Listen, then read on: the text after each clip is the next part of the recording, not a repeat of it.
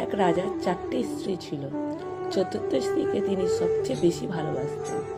সোনা, হিরে, দামি পোশাক সবকিছুই তিনি তাকে দিতেন আর সবসময় তার খেয়ালও রাখতেন। তৃতীয় স্ত্রী ছিল খুব সুন্দরী ও আকর্ষণীয়। রাজা তাকে নিয়ে খুব গর্ব করতেন, কিন্তু মনে মনে ভয় পেতেন, এই ভেবে যে হয়তো একদিন অন্য কাউকে ভালোবেসে তাকে ছেড়ে চলে যাবে। দ্বিতীয় স্ত্রী সর্বদা রাজার পাশে থেকে সাধ্যমতো তার সেবা করতেন।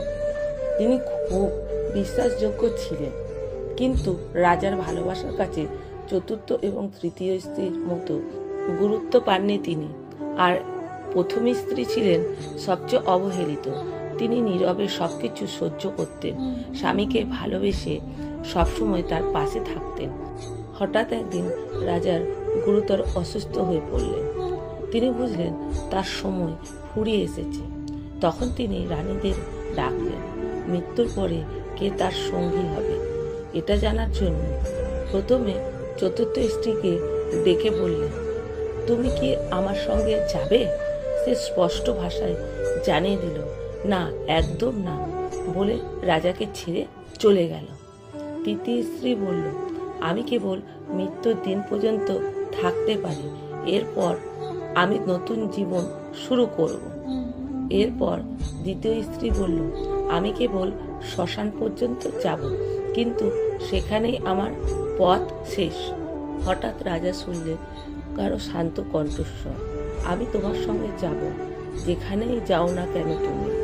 রাজা অবাক হয়ে দেখলেন সেই কণ্ঠ প্রথম স্ত্রী। তাকে এতটাই ক্লান্ত, দুর্বল আর অবহেলিত দেখাচ্ছিল যে রাজার চোখে জল এসে গেল। তিনি বললেন, আজ বুঝলাম আসলে তুমিই ছিলে আমার সবচেয়ে আপন।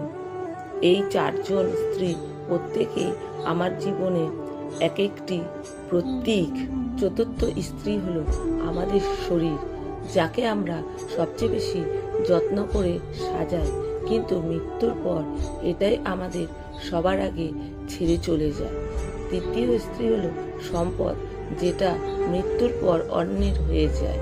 দ্বিতীয় স্ত্রী হলো পরিবার ও বন্ধু বান্ধব, যারা কেবল শ্মশান পর্যন্ত আমাদের সঙ্গে থাকতে পারে।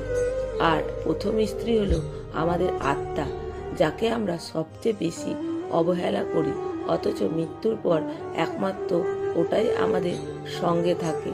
জীবনে যতই ব্যস্ততা থাক, আত্মার যত্ন নিতে ভুলবেন না, কারণ শেষ পর্যন্ত সে আপনার চিরসঙ্গী। কলমে কেয়া দাস, পাঠে অনিতা ভট্টাচার্য।